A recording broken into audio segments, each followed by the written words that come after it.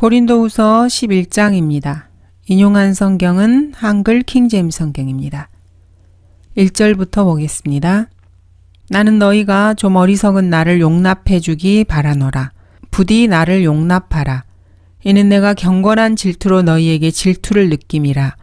내가 너희를 한 남편에게 정혼시켰나니 이는 한 순결한 처녀로 너희를 그리스도께 바치려는 것이라.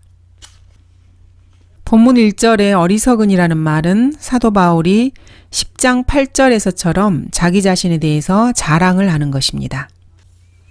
고린도후서 10장 8절 주께서 우리에게 주신 권위는 너희를 세우려는 것이지 무너뜨리려는 것이 아니니 내가 우리의 권위에 관하여 좀 더 자랑한다 할지라도 결코 부끄럽지 않을 것이라. 바울은 자신을 자랑하는 것에 대해서 내가 어리석은 자같이 말하지만 이렇게 말을 했습니다. 이는 바울의 생각에는 바보만이 자신을 자랑하는 것이기 때문이었습니다. 사도 바울은 자신의 지위와 사역에 관해서 자랑할 준비가 되어가고 있었습니다. 고린도 교회 회원들은 바울의 대적들로 인해서 잘못된 길로 들어서고 있었기 때문입니다. 바울의 입장에서 보면은 자신의 사도적 권위를 그들에게 확인시켜 줄 수밖에 없었던 것입니다. 10장 2절을 보겠습니다. 그러나 우리가 육신에 따라 행한다고 생각하는 어떤 사람들에 대하여 내가 담대하다고 생각하는 그 자신감으로 너희와 함께 있을 때 담대하게 되지 않기를 간구하노라. 이 구절에서 보면은 사도 바울의 대적들이 바울을 육신적인 삶을 살고 있다고 비난하고 있다는 것을 알 수 있습니다. 그들이 말하기를 그의 편지들은 무게가 있고 힘이 있지만 직접 대할 때는 약하고 그 언변도 하찮다고 하기 때문이라. 바울의 대적들은 이런 식으로 바울을 비난하고 있었습니다. 바울이 육신적으로 약하고 그의 언변이 하찮다고 비난한 것입니다. 그래서 사도 바울은 자신의 사도적 권위를 방어하기로 마음을 먹었던 것입니다. 그리고 자신을 고린도 교회 회원들에게 중상하던 이 사람들에게 경고를 합니다. 즉, 그 사람들을 사도 바울의 편지에서처럼 직접 만나서 대화할 때에도 강하게 다룰 것이라고 경고하고 있습니다. 사도 바울은 자신이 해서는 안 된다고 말한 그것을 이제 막 하려고 합니다. 즉, 바울은 스스로를 칭찬하려고 합니다. 스스로를 칭찬하는 것이 어리석은 일이라는 것을 알면서도 사도 바울은 편지에서나 직접 대화할 때나 자신이 동일하다는 것을 고린도 교회 회원들에게 보여주고 싶었던 것입니다. 사역자들은 모두 주목해야 할 것이 있습니다. 즉, 늘 한결같아야 합니다. 강단에 서서 다루고 강단 밖에서 다른 이중적인 모습을 보여서는 안 됩니다. 여러분이 그리스도인이라면은 강단에 있든 침실이나 욕실, 거실, 식당, 주방에 있든 어디에 있든지 동일한 사람입니다. 여러분이 교회에 있든 야구장이나 정원, 직장에 있든 길을 가든 동일한 인물이기 때문에 늘 한결같아야 합니다. 세상은 이렇게 자신의 일에 전문적인 모습을 보이는 그리스도인을 견디지 못하는 것입니다. 한 번은 텍사스의 한 사람이 러크만 목사님에게 편지를 보냈습니다. 그리고 이렇게 말했습니다. 목사님은 여기서는 허풍쟁이로 통해요. 목사님께서는 그 사람에게 답장을 보내 이렇게 말했습니다. 젊은이, 오늘 나는 모닝사이드 침례교회에 가 있을 것이네. 나는 매일 그곳에서 예배를 2번 인도하는데 오전 10시와 저녁 7시라네. 그곳에 가서 자네를 한번 만나보고 싶네. 자네 성경을 가져오게. 그러면 정말로 누가 허풍을 떨고 누가 허풍을 떨지 않는지 알게 될 것이네. 자, 여러분 생각은 어떻습니까? 그 사람이 나타났을 것 같습니까? 물론 그렇지 않습니다. 그 하찮고 쓸모없는 자는 자신의 얼굴을 결코 들이밀지 못했습니다. 키가 2m에 달했지만은 배짱은 눈꽃만큼도 없었던 인물이었습니다. 진짜 배짱이 있었다면은 정말 그 사람은 그곳에 나타났을 것입니다. 러크만 목사님께서는 늘 그런 식의 말을 듣고 사셨습니다. 목사님에게 어떤 북부지방에 살던 사람이 이렇게 편지를 썼습니다. 당신은 내 절친한 친구 로버트 테일러를 공격했습니다. 사교의 지도자가 된 기분이 어떻습니까?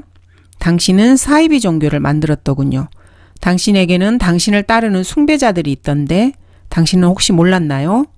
그 헬라어가 뜻하는 것은 이러쿵 저러쿵 저러쿵 이러쿵 이런 편지를 보냈던 것입니다. 목사님께서는 구령을 하러 다니면은 이런 자들을 많이 스쳐 지나가곤 하십니다. 동성연애자들 중에서 여자 역할을 하는 그런 사람이 아니라면은 아무도 그런 식의 편지를 쓰지 않습니다. 정말로 자신이 남자다운 사람이라면은 그런 편지를 쓰는데 시간을 낭비하지는 않을 것입니다. 그리스도인이라면 모두가 한 가지 주목해야 할 일이 있습니다. 사도 바울이 자랑하려고 하는 자랑은 자기 자신을 미화하려는 목적이 아니었습니다. 바울은 고린도 교회 성도들의 승인을 얻기 위해서 자신을 칭찬하는 것이 아니었습니다. 대적자들이 자신의 회심자들을 훔쳐가는 것을 막기 위해서 말을 꼭 해야만 했습니다. 12절입니다. 내가 하고 있는 일을 계속하리니 이는 기회를 찾는 자들에게 그 기회를 끊어버림으로써. 바울을 중상하는 이 자들이 하려는 것은 바울의 핵심자들을 훔쳐서 그들에게 거짓 교리를 주입시키려는 것이었습니다. 그래서 바울은 고린도 교회 성도들이 그런 사람들의 실체를 알아야 한다고 생각을 했습니다. 그래서 비록 자신이 바보처럼 보여질지라도 얼마든지 그런 것은 참을 수 있었습니다. 러크만 목사님을 겨냥한 가장 신랄한 비난 중에 하나는 목사님께서 선하고 경건한 사람들의 사례를 들어가면서 그들에게 온갖 추잡한 이름들을 갖다 붙이고 그 사람들을 전혀 존중하지 않는다. 이런 식의 비난을 받으셨습니다. 그러나 러크만 목사님께서는 그 사람들이 성경을 뜯어 고치고 성경을 비하하기 전에는 그 누구에게도 그 어떤 말도 하지 않으셨습니다. 그 사람들이 성경을 훔쳐서 변개하거나 왜곡하려고 할 때 그때 바로 러크만 목사님께서 그 사람들을 해치우는 그때입니다. 그 외에는 그 사람들이 무슨 짓을 하든 러크만 목사님은 그냥 내버려 두셨습니다. 2절 이는 내가 경건한 질투로 너희에게 질투를 느낌이라. 7장, 9장, 10장에서 두 종류의 슬픔이 있는 것을 알아보았습니다. 질투에도 두 종류가 있습니다. 본문 2절에서 언급된 것은 경건하고 옳은 것입니다. 성경은 이렇게 말씀하십니다. 이는 나 주 너의 하나님은 질투하는 하나님이니 그 이름이 질투인 주는 질투하는 하나님임이라. 야고보는 또한 우리 안에 거하는 영이 시기할 만큼 갈망한다라고 말했습니다. 경건한 질투는 솔로몬의 노래에서 말하는 그런 질투입니다. 그것은 하나님의 백성이 거짓 신들을 따르지 않게 하기 위해서 주님께서 그들에게 대해 가지고 계시는 관심을 말합니다. 어떤 남자가 아내를 사랑한다면은 때때로 질투를 느끼는 것은 당연합니다. 남편은 아내가 다른 남자의 품에 안겨 있는 것을 보고 싶어 하지 않습니다. 여러분은 일주일에 2밤만 당신하고 살고 나머지 닷새는 다른 사람과 보내는 것에 동의하는 여자와 결혼하려 하지 않을 것입니다. 또 다른 종류의 질투는 세속적이고 전혀 유익하지 않습니다. 두 번째 질투는 과도하게 질투하는 것입니다. 결혼 생활에 신뢰가 없으면 뭔가 잘못되고 있는 것입니다. 잘못된 특성을 지닌 질투는 인간적인 분노에 불과합니다. 이는 질투가 남편을 분노케 할 것임이니 복수의 날에 그가 용서하지 아니하리라.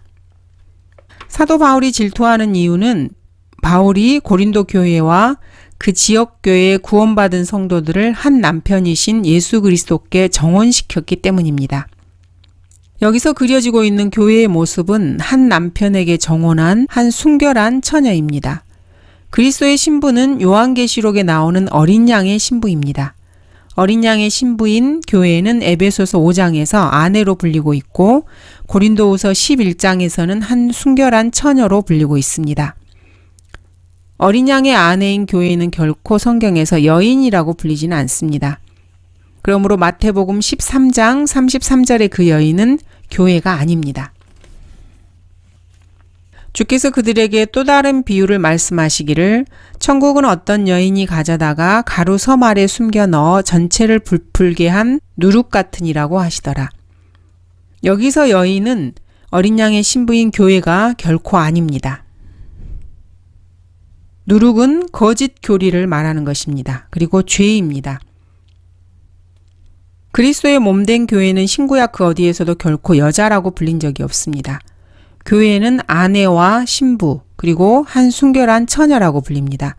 여기서의 여자는 요한계시록 17장 1에서 6절에서 나오는 그 여자를 말합니다.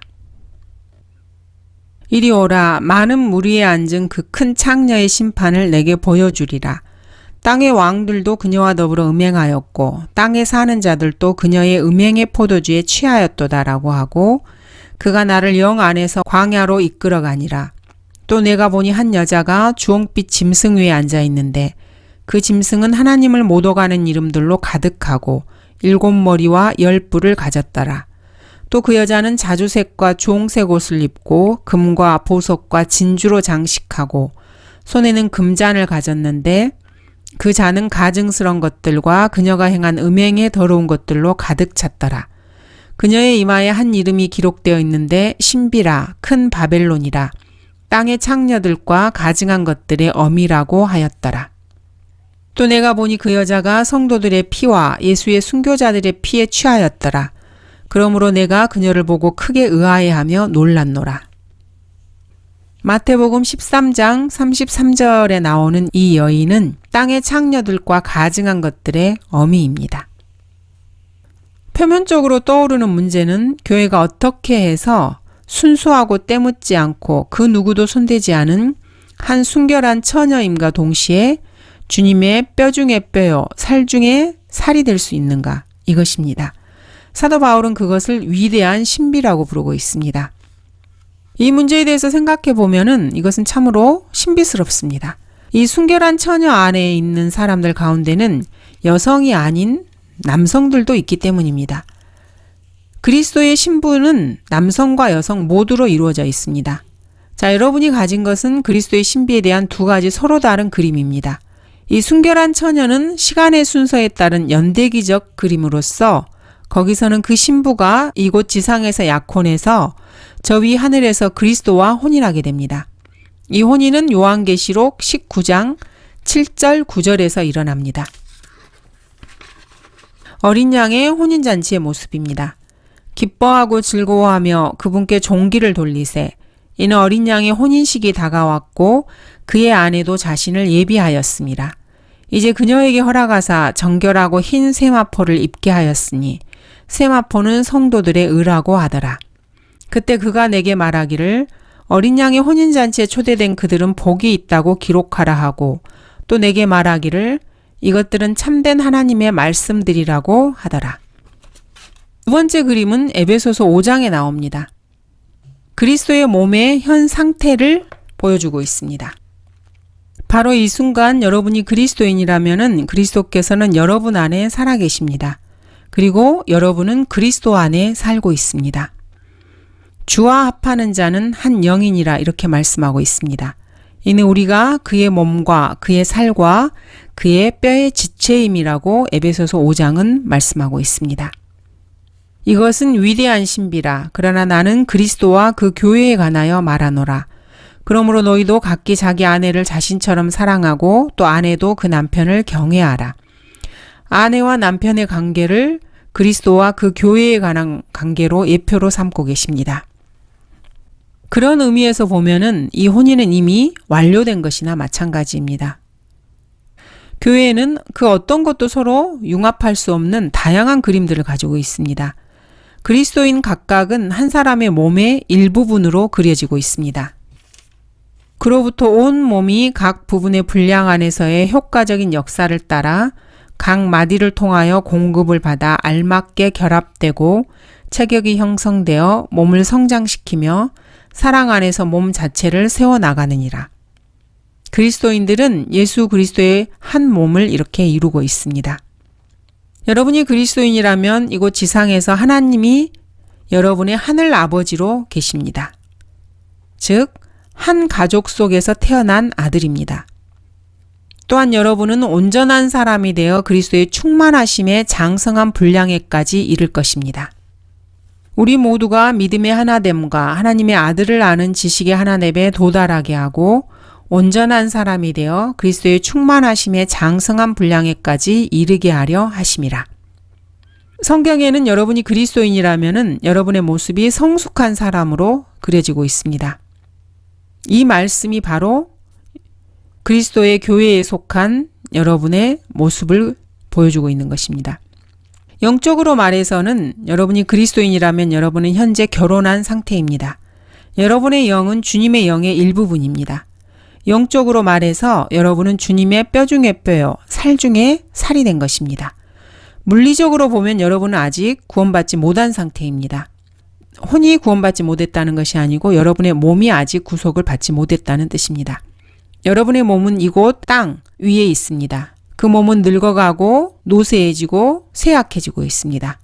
그 몸이 구원받는 날까지 그 몸은 땅 속에 한 구멍을 향해서 나아가고 있습니다. 이런 의미에서 볼 때 여러분은 그 순결한 처녀와 같으며 혼인을 기다리고 있습니다. 그렇지만 물리적으로 보면은 이러한 교회의 그림들을 이해할 방법이 없습니다. 어떻게 해서 수백만 명이 동일한 한 사람과 사랑에 빠진단 말입니까? 아무리 이해하려고 해도 깨닫기가 어렵습니다. 그것은 신비입니다. 내가 여러분에게 해줄 수 있는 말은 그것뿐입니다. 예수 그리스도의 몸을 이루고 있는 각 그리스도인들은 예수 그리스도의 신비의 몸의 형태를 이루고 있는 것입니다. 이보다 더 조금이라도 나은 말을 할 수 있다면 여러분이 한번 해보시기 바랍니다. 그러면 제가 그 말을 들어보겠습니다. 3절, 그리스도 안에 있는 단순함. 이것은 참으로 위대한 말씀입니다.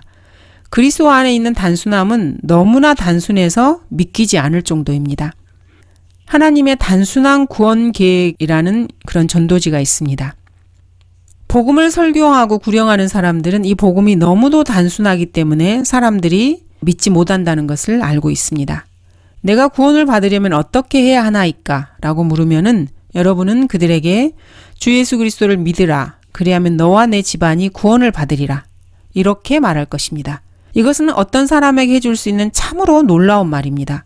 그것은 철학도, 예술도, 과학도, 명상도, 선행도, 황금률도, 성사, 성체, 교회 회원, 침례, 느낌, 방언, 체험, 기름 부음도 아닙니다. 주 예수 그리스도를 믿으라. 그리하면 너와 내 집안이 구원을 받으리라. 이렇게 구원받는 것은 너무나 단순합니다. 그리스도 안에 있는 단순함은 이토록 단순합니다. 즉 그리스도께서 여러분의 모든 죄값을 치러주셨다는 것입니다. 주님께서 그 죄값을 영원히 치러주셨습니다. 모두가 다 제거되었습니다. 여러분은 주님을 신뢰하고 그렇게 하면 장차 하늘나라에 갈 것입니다. 이처럼 단순합니다. 마귀는 사람들을 설득해서 그것을 믿지 못하게 할 것입니다. 여러분에게 그것을 반박하는 성경 구절들을 들이밀고 인용할 것입니다. 그리고 여러분의 혼을 저주하려고 성경에서 가장 복잡하고 잘 이해되지 않는 구절들을 여러분이 반드시 찾아내도록 할 것입니다. 그것은 마귀가 여러분의 마음을 부패시켜서 그리스도 안에 있는 단순함에서 떠나게 하려고 하는 것입니다. 3, 4절입니다. 나는 뱀이 그의 관계로 이불을 속인 것 같이 너희의 마음도 어떤 방법으로든 그리스도 안에 있는 단순함에서 떠나 부패할까 두려워하노라. 만일 누가 와서 우리가 전파하지 아니한 또 다른 예수를 전파하거나 너희가 받아들이지 않은 또 다른 영을 받거나 너희가 영접하지 않은 또 다른 복음을 전파하면 너희가 그를 잘 용납하는도다. 여기에서 다른 이들이라는 말에 주목해 보시기 바랍니다. 또 다른 예수, 또 다른 영, 또 다른 복음이라는 표현이 나옵니다. 13절에서 15절에서는 다른 사도들과 다른 천사들, 다른 사역자들이 나옵니다. 이것은 사실 진품에 대한 사탄의 모조품들입니다. 그러므로 참된 교회가 새 예루살렘이고 그것이 그리스도의 신부인 것과 같이 사탄에게도 신부가 있습니다. 사탄에게도 신부인 또 다른 도성, 또 다른 교회가 있다는 것은 전혀 놀라운 일이 아닙니다. 그런가 하면은 또 주의 그리스도 외에 또 다른 그리스도가 있다는 것을 알아야 합니다. 그리고 또 다른 하나님이 있고 사탄은 자신만의 믿음의 치유자들과 사도적 표적들을 가지고 있습니다. 사탄은 사실 이 세상의 신입니다. 사탄에게는 자신만의 치유자들도 있습니다. 계시록 16장을 보도록 하겠습니다. 그들은 기적들을 행하는 마귀들의 영들이라. 그 영들은 이 땅과 온 세상의 왕들에게로 가서 전능하신 하나님의 위대한 날의 전쟁을 위하여 그 왕들을 모으더라. 또 사탄에게는 사도적 표적들을 행하는 자들이 있습니다. 그 악한 자가 오는 것은 사탄의 역사에 따라 모든 능력과 표적들과 거짓 이적들과 멸망하는 자들 안에 있는 모든 불의의 속임수로 오는 것이니 사탄은 지극히 높으신 분같이 되기 위해서 자신만의 성경과 자신만의 교사들, 교회 회원들, 성사들, 자신만의 음악, 자신만의 기도와 경배, 자신만의 제자들, 그리고 자신만이 하는 구령의 노력, 거룩한 날들, 거룩한 장소들을 가지고 있습니다. 그런데 이러한 모조품들을 이해하려면 진품들을 먼저 알아야만 합니다. 그것이 좋을 것입니다. 이사야 14장에 묘사된 사탄의 모습입니다. 내가 구름들의 높은 곳들 위로 올라가 내가 지극히 높으신 분같이 되리라. 이것이 바로 사탄이 한 말입니다. 먼저 또 다른 예수를 보겠습니다. 은사주의자들에게는 플레이보이즈에 나온 연인 같은 어떤 예수가 있습니다. 그들은 주님의 인간 이름을 지나치게 강조합니다. 이따금 그들은 예수는 주시다 이렇게 말을 합니다. 그러면서 자신들이 정통이라는 것을 증명해 보려고 합니다. 하지만 사실 그 말은 마귀의 고백입니다. Jesus is Lord. 이것은 마귀의 고백입니다. 언젠가 땅 아래에 있는 것들을 포함해서 모든 무릎이 이 이름 앞에 무릎을 꿇고 모든 혀가 그것을 시인해야만 할 것입니다. 하늘에 있는 것이나 땅 위에 있는 것이나 땅 아래에 있는 것이나 모든 무릎을 예수의 이름에 꿇게 하시고 모든 혀가 예수 그리스도를 주라 시인하여 하나님 아버지께 영광을 돌리게 하셨느니라. 여러분이 할 수 있는 말이 고작 예수가 주라는 것을 잊지 말라. 이것뿐이라면은 여러분은 지옥을 향해 가고 있는 구원받지 못한 죄인임에 틀림없습니다. 그리스도인의 고백은 예수는 그 주시다입니다. Jesus is the Lord입니다. 마귀는 the Lord에서 정관사 the를 빼고 그냥 예수는 주시다 이렇게 말을 합니다. 그것은 마귀도 고백하는 말입니다. 그러므로 내가 너희에게 알게 하노니 하나님의 영으로 말하는 사람은 누구라도 예수는 저주받았다고 말하지 아니하며 또 성령에 의하지 아니하고는 누구라도 예수를 주라고 말할 수 없느니라. 은사주의자들은 이렇게 무의식적으로 마귀와 지옥에 구원받지 않은 사람들이 하게 될 고백을 인용하고 있습니다. 이것은 성령께서 하시는 말씀이 아닙니다. 빌립보서의 고백은 지옥에 가는 사람들이 하는 고백입니다. 그리스도인들은 예수는 그 주시라 이렇게 말을 합니다. The Lord라고 고백하는 것입니다. 은사주의자들은 이렇게 쉬운 영어도 제대로 읽지 못하고 자신들이 성령에 의해서 말하고 있다고 생각하고 있습니다. 그리고 고린도전서 12장에 있는 성령의 은사들을 자신들이 사용하고 있다고 착각합니다. 세상에는 팔려고 내놓은 온갖 종류의 예수들이 있습니다. 예술가들은 빨간머리 예수나 갈색머리 예수 또는 금발의 예수를 좋아합니다. 그들은 그의 머리털에는 마나 까마귀처럼 검은 머리의 예수만 아니면 뭐든 다 좋아합니다. 솔로몬의 노래 5장 11절에 보면은 그의 머리털에는 많아서 까마귀처럼 까맣다고 묘사하고 있습니다. 그런가 하면은 또 지저스 크라이스트 슈퍼스타라는 머리가 복잡한 10대 예수, 백화점 문을 부수고 다니면서 TV 세트를 훔쳐내는 해방신학의 혁명적인 예수, 루시퍼와 영으로 친구를 하다가 이곳 지상에서 서너 명의 아내와 결혼한 몰몬교 예수, 그의 모친을 통하지 않고 다가갈 수 없는 카톨릭의 예수, 길고 헐렁한 가운을 입고 버터를 입에 가득 문 채 산상설교의 팔복만을 인용해서 휙휙 자가용을 몰고 다니는 자유주의적이고 현대적인 예수, 이렇게 예수는 다양한 예수가 있습니다. 흑인들에게는 심지어 그들만의 예수, 검은 흑인 예수가 있습니다. 문제는 여러분이 예수님께 경배하거나 주님을 따르느냐, 이것이 문제가 아닙니다. 정말로 중요한 것은 여러분이 성경에 기록된 그 예수님을 여러분의 구주로 영접했느냐, 여러분의 구주로 믿고 있느냐입니다. 그 다음으로 또 다른 영이 있습니다. 불쌍한 은사주의자들은 바로 이 또 다른 영에 잡혀 있습니다. 이 은사주의 광대들은 자신들을 닭처럼 춤추며 돌아다니게 하고 동물 울음소리를 내게 하고 또 사람들의 좌석 통로에 쓰러지게 하려고 그들 앞에서 배꼽춤을 추게 하고 기절해서 실신하게 하고 통제할 수 없는 경련을 일으키게 하는 어떤 영을 더 많이 받아먹기 위해서 천상의 물꼭지 밑에 가서 입을 갖다 대려 하고 있습니다. 그런 영을 받은 후에 이 사람들은 자신들이 여전히 구원받았는지도 확신하지 못한 채 구원받기 위해서 자석 통로를 계속해서 기어다닙니다. 그들을 이렇게 부추기는 것은 결코 성령이 아닙니다. 나는 내가 아는 방법대로 아주 평범하게 여러분에게 말해줄 수 있습니다. 즉, 여러분이 구원받은 후에 구원받을 때 받은 성령 외에 다른 어떤 영을 받았다면 그것은 마귀의 영입니다. 성경은 주는 그 영이시고 누구든지 그리스도의 영이 없으면 그의 사람이 아니라고 말씀하십니다. 여러분이 구원받았을 때 알든 모르든 성령께서 여러분 속으로 들어오셔서 여러분을 그리스도 안으로 집어넣으셨습니다. 그 후에 만일 어떤 다른 영을 받았다면 그것이 무엇이든지 간에 결코 성령은 아닙니다. 왜냐하면 성령은 여러분이 구원받을 때 여러분 안으로 들어오시기 때문입니다. 플로리다 밀턴에 소재한 한 은사주의 교회에서 다음과 같이 쓰인 표지판을 세워놓았습니다. 구원받을 때 나는 방언으로 말했습니다. 당신에게는 어떤 일이 일어났습니까? 이런 표지판을 세워놓은 거죠. 러크만 목사님의 신학교 신학생 중 한 명이 그곳에 가서 펠트로 된 마커를 붙여서 그것을 덮어버리고 이렇게 써놓았습니다.